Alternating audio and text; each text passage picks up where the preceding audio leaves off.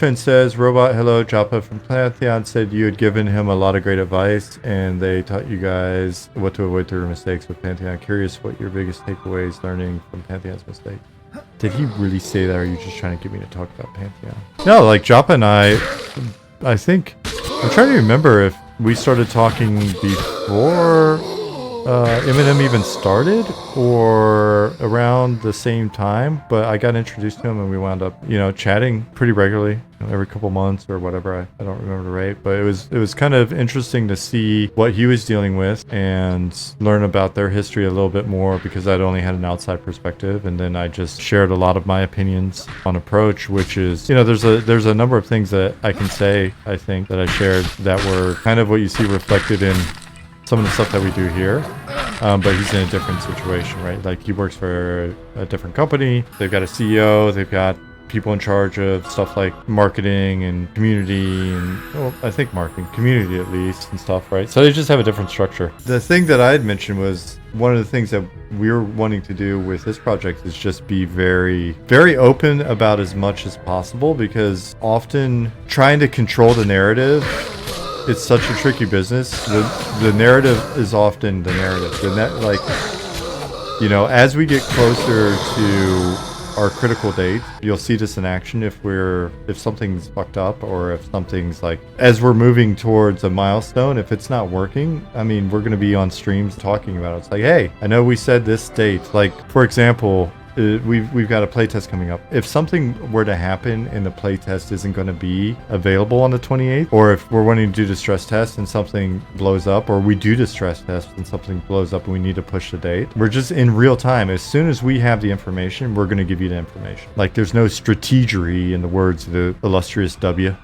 There's no like messaging kung fu that we're going to do. We're just going to not bullshit you guys. I think challenges that they ran into, and I don't think I'm speaking out of turn if I say this, is that project has a history, and I don't know the details of the history, and I don't know the behind the scenes, what decisions were made when to do what and why, and what really happened on blah blah blah. But we're able to go into this development process with a pretty clean slate, and so that's why we've been more willing to like take the approach of, we basically did like a cost risk analysis in a very informal way. Should we take money? Like, we've had discussions early on in the project of like, oh, how are we gonna like make this thing happen? How are we gonna fund it?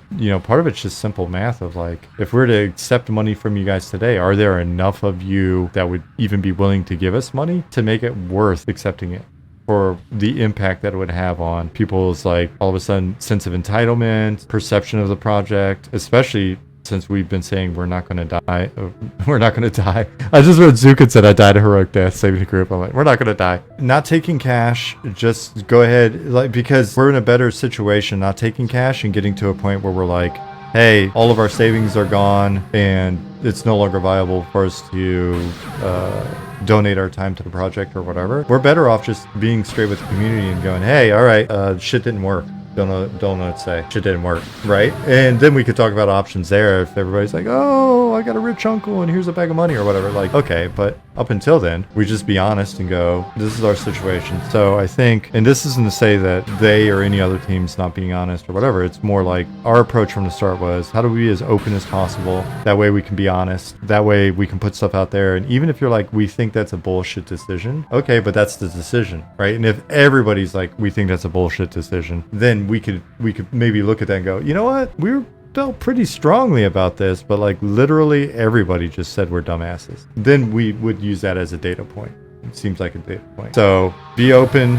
Don't take other people's cash. We've talked to a few people in the past, bigger companies. In one case, very, very hugest, but it just didn't make sense, right? Because it was one of those things of like, hey, we can give you some cash and we can get 1 billion eyeballs on you. And it's like, yeah, we want to make a niche game that like 99% of those billion eyeballs are going to be like, what the fuck is this?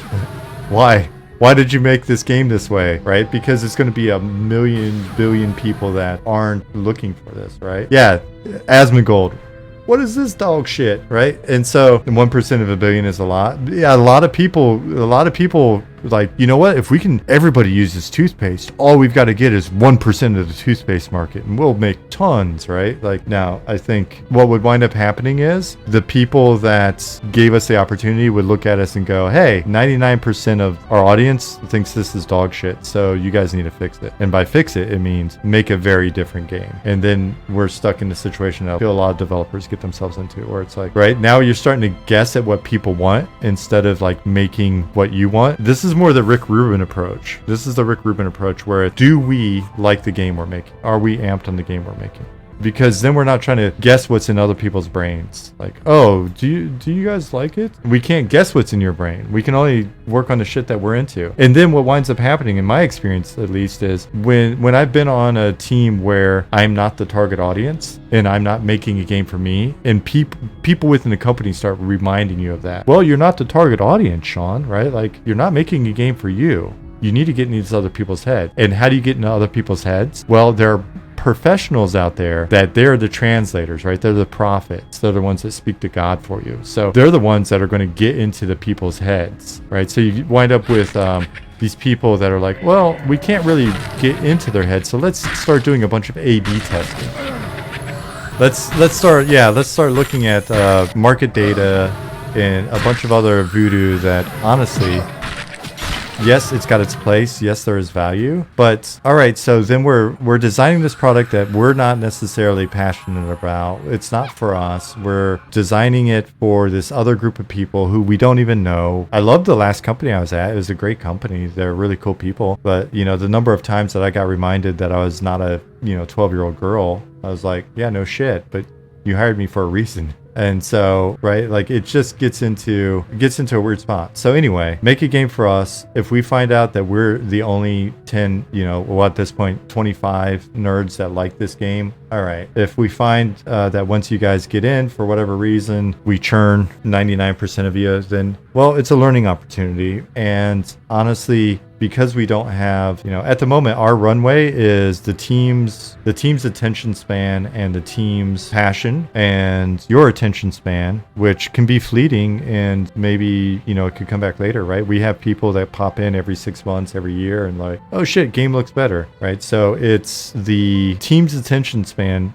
and passion, and, and even within that, it's not odd for people on a team to get burned out and leave the team, or leave the team and come back after a while or whatever. We've been fortunate that we had very little turnover on the team. A little bit of turnover we've had where early on where people are like, oh, I was just kind of curious and maybe game development's not for me, or this isn't the right date of the project for me because it's a little too loosey-goosey and they're more structured. We've had a couple people who are like, hey, we don't think you're a right fit for the team. But we've had very low turnover. Then basically it's people working when they're not dealing with kids, not dealing with family, not dealing with their other jobs, and they're still putting in like awesome effort, right? At the end of the day, as long as we've got people that are willing to work on it, and you guys, we love you guys, but if all of you were to leave, like you don't show up for streams, everybody leaves Discord, it would suck. It'd be a bummer. We'd wonder what we did wrong, but we'd keep building the game, and then maybe people come back. When we go into early access, it's very possible that we have a pretty high churn rate early on because we know it's not the full game, and so it's feasible that we have this high churn rate. You know what? We're going to show you those numbers. We're not going to bullshit you. We told you we're going to show you what our subs are looking like, what our revenue is looking like, what our operating expenses are looking like, etc. Right?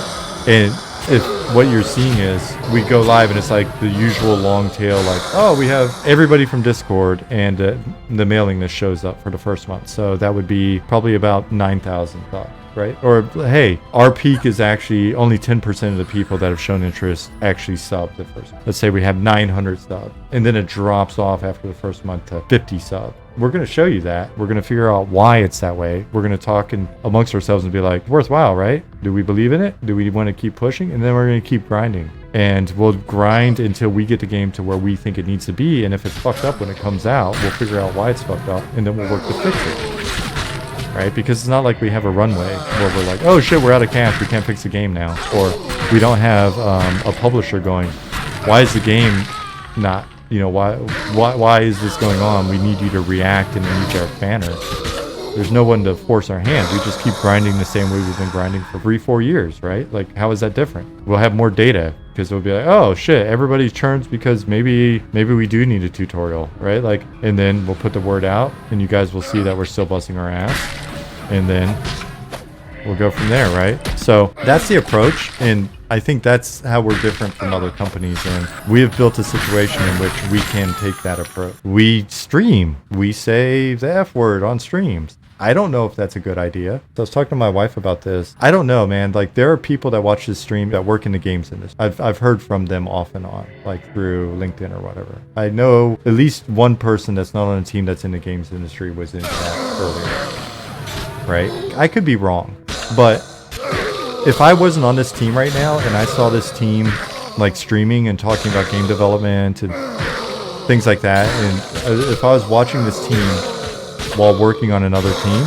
I personally, and maybe it's just, of course, because that's how the team's working, that's why the team kind of works the way it is now. Like, I personally be like, fuck, I would really love to be in that situation on that team. Like, I'd like to be in a situation where we're pretty transparent, like, because there have been times when I've been on teams where I was like, man, I wish we could just show them the numbers, or man, I wish we could just be honest with the community about what's going on, right? And I had management and marketing and all these PR people, all these people that would not allow me as the actual person working on the game to communicate this stuff to the community, be like, hey guys, we fucked up, right? In those words, like, I can imagine saying I couldn't say the fuck word, like representing a team somewhere else. And I'm not, not trying to be cool guy or whatever, but that's the way we talk. I mean, this is the way we talk behind the scenes, right? Like, if you're a game developer and you're like, listen, what you're doing is not the right way of doing it or whatever, like, shoot me a DM. I'd love to talk to you, because I'm not saying that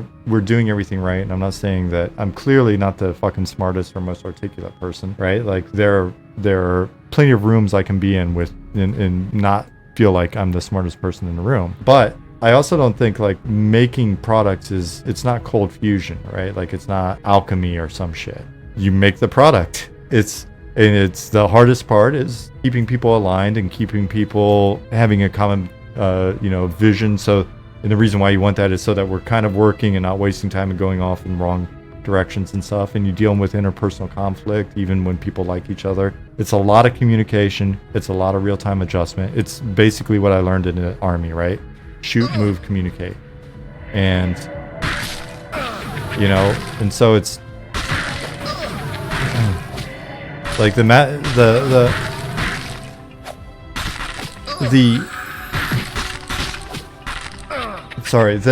approach is just, I mean, this doesn't feel like it's this wholly unique, wholly different thing that we're doing, right? Like, I think, the first few years, if somebody saw my LinkedIn, because I'm not like one of these GDC talk book writing dudes in the industry, but I've got a decent number of connections on LinkedIn.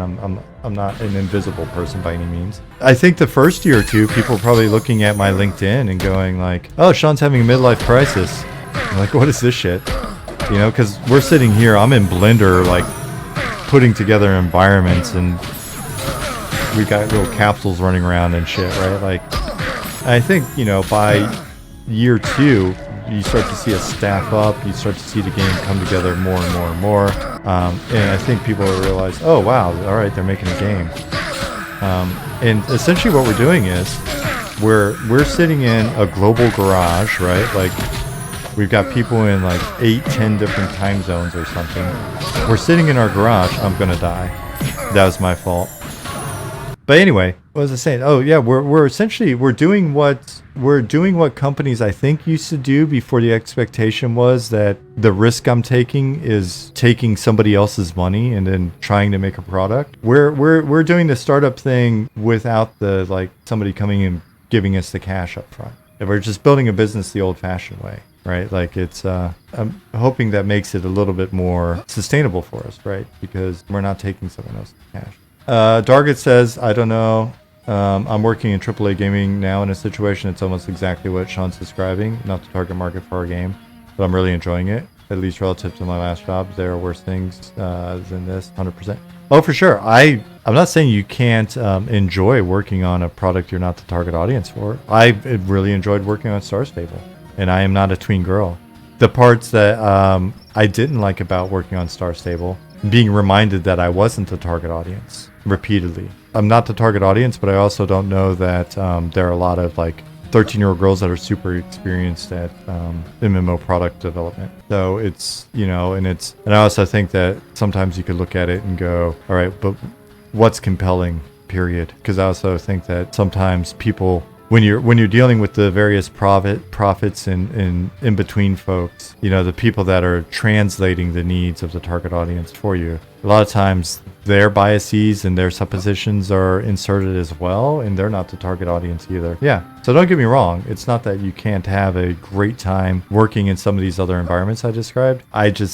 For me, it's not the most fun. I think dev streaming is more personal, but it's definitely safer not to swear as a public front. Yeah, I think it's, at the end of the day, it's probably up to what your company is into, right? Like, because if I drop an F-bomb and all of you leave the stream, then that could be indicative of the fact that it's not a good thing. And I used to swear a lot less. But again, that's a feel thing. I don't know much about the financial side of MMOs, but if P99 and Quam are even all the money Pantheon got are indicative of anything, it's that the demand for something like this absolutely does exist. You know, we did go into this with making some assumptions about our total addressable market. What we didn't factor in that's interesting is I don't feel like we adequately factored in the interest in EQOA, Final Fantasy XI. We've had more Asheron's Call people recently start talking in our community and talking about stuff. So I do think we're starting to tap into like what we were looking for, which is a bit broader, old school community. So that'd be interesting. I'll be honest, like on the swearing topic, if you go back and watch the old VODs, I did not swear very much at all for years, but I felt like there were times where I would say like frickin', and I felt like I was lying. Does that make sense? Like I felt like I was lying to you guys if I didn't talk the way I actually talk. Like that's the level of honesty. Like it felt like I was bullshitting you guys. And so I don't want to abuse the privilege, right? Like I don't want to, and like I said, if I was in church, I wouldn't swear, but I'm not.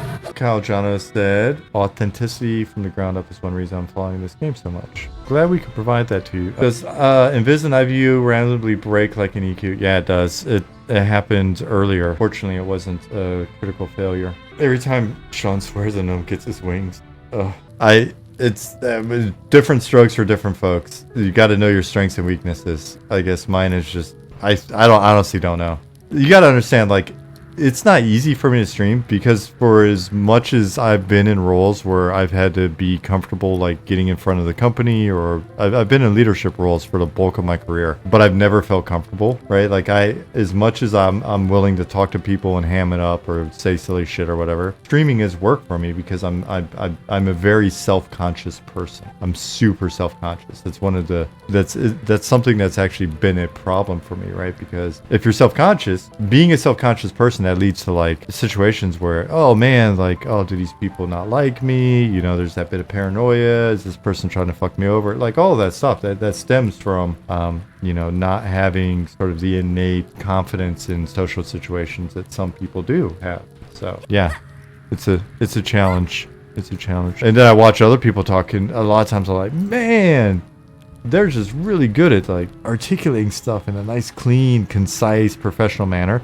Like I ramble. I've relied on analogies and I ramble, right? Like if you played EverQuest, my GM name was Azrael. There's a ring in game, Azrael's Ring of Analogies, just because I've always been this way. I speak an analogy because, well, why? I can't express it concisely and academically. As a fellow rambler, you appreciate bedside dev manner and talk. Well, I appreciate that you appreciate it. But yeah, and keep in mind, Thorfinn, hopefully I thought about it afterwards, and I was like, after I went on my rant, I'm like, hopefully I did express properly that when I'm saying I was hoping to basically get away from the what are we doing differently from Pantheon and have it be more of what are we just doing. Because, you know, when I talk about like our open development process and all of that stuff, it's not to say like, oh, they've got a secret development process. It's not that. It's just I saw that they're working on a project where, yeah, I do think that they have become more open over the last few years. And when I first met him, that wasn't the case. And I don't think that's like speaking ill of the team or anything. I just think companies operate in a certain fashion, and they were operating that way. You know, one of the things that we were talking about from day one is like we were thinking less of the streams being about like us being a kind of a normal company. So we didn't really approach it as a normal company approach, which we were thinking about it as, what if we do a development stream where people can watch us develop the game and we happen to make a game? Because we're kind of uncertain as to whether or not we could make the game early on. We thought we had a chance, and we, you know, and as it progressed, I think my familiarity with the process allowed me to like talk to Nick and Ali and stuff, be like, oh, this is normal, we're actually doing well. But early on it was kind of like, let's just work on the game and we'll do that in front of people. Maybe people learn about game development and we'll learn from them, you know, and we'll just, it was more of like a game development stream without it being as much like, oh shit, like we're really making M&M, right? That was back when it was like Project N and all that stuff. When we got rolling, it was, all right, well, how do we want to do this with our thing?